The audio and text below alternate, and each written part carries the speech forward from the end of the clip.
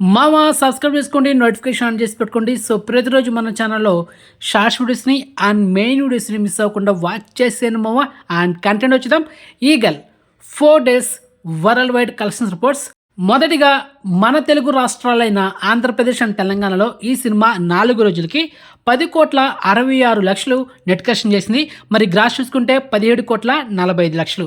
ఇక Karnataka plus rest of India ఈ రెండు కలిపి 1 కోటి నెట్ కలెక్షన్ చేసింది. ఇక ఓవర్సీస్లో అయితే 1,22,00,000 నెట్ కలెక్షన్ చేసింది. ఇక cinema total worldwide net collection చూసుకుంటే 12,88,00,000.